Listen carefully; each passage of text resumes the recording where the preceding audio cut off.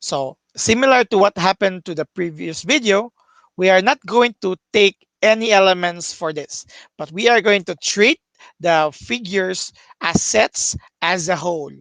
So we are going to use shading. Okay. So for number one, we have C minus T. Okay. C minus T.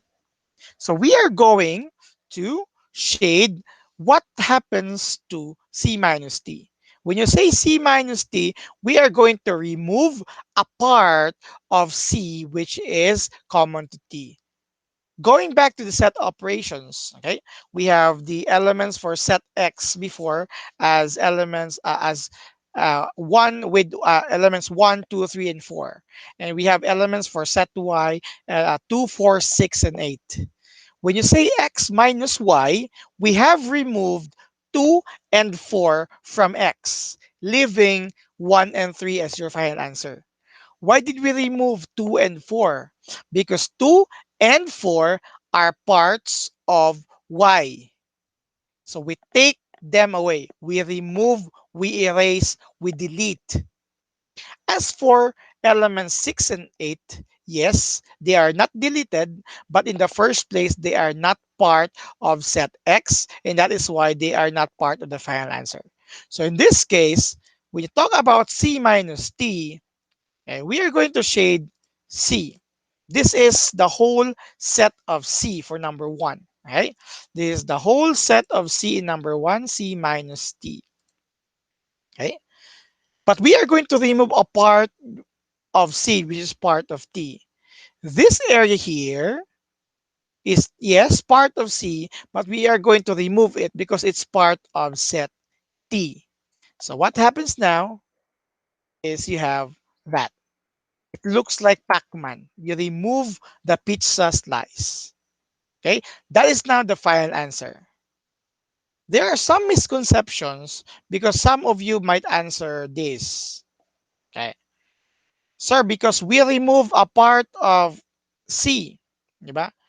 So we did not remove this area here, part of T, so it should remain. Again, it's similar to what happens to 6 and 8 in x minus y in the previous videos. When you say x minus y, we remove 2 and 4 from 1, 2, 3, 4 set x.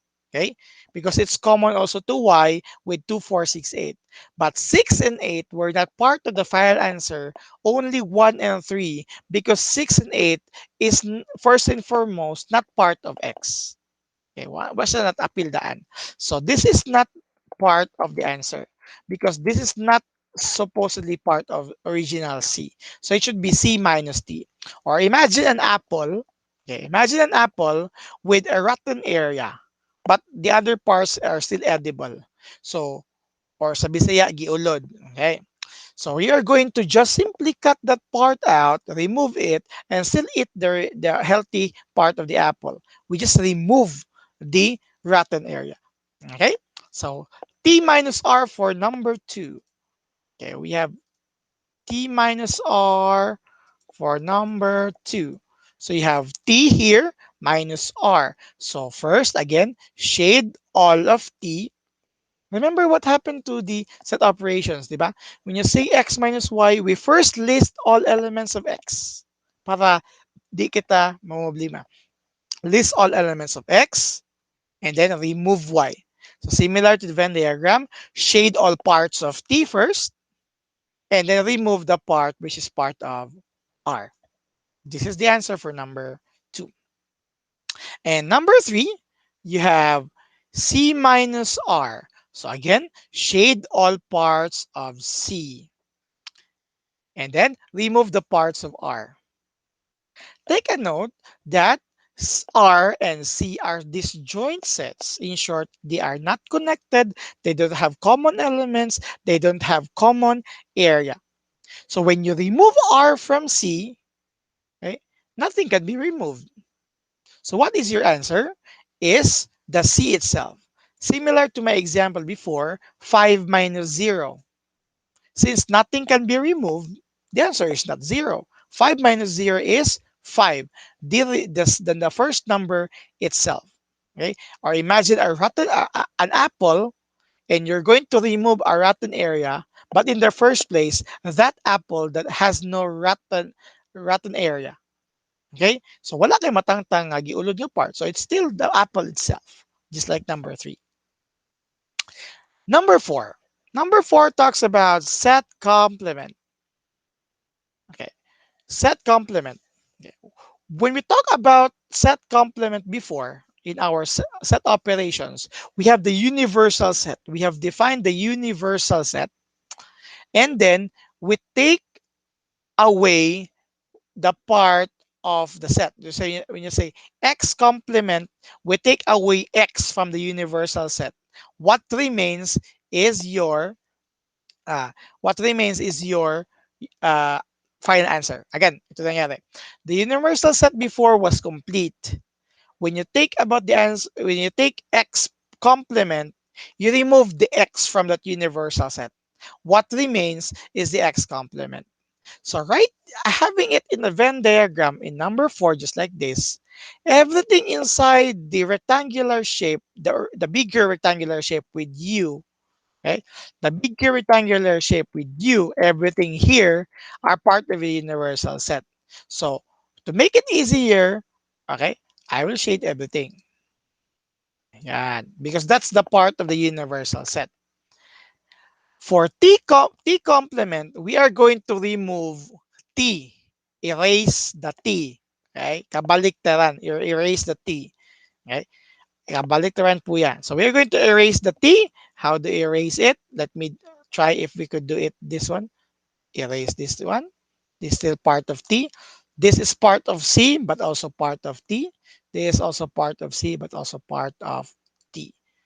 That is the answer for number four. We shade everything and we remove the figure for the T, set T.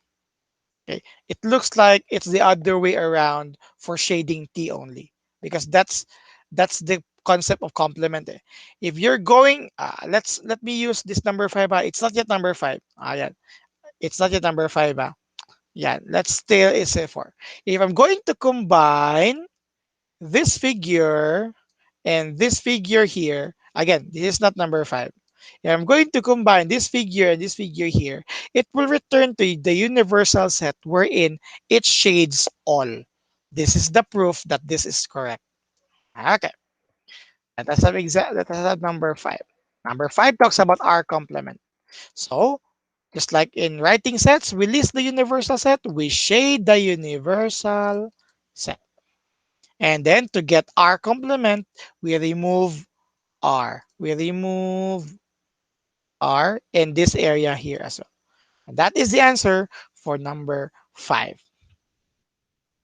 Again, similar to your set operations that involve elements. Understanding set difference and set complement takes time. So work on them step by step, no pressure. Okay? The worksheets have no deadline, so no pressure. Just make sure that if you have concerns, always contact me as your teacher. Again, this is the last video for module number four. The next videos to be presented later on will be part of module number five. Before you go there, enjoy understanding this. Use this video, use the previous videos to learn better in our modules. Good night.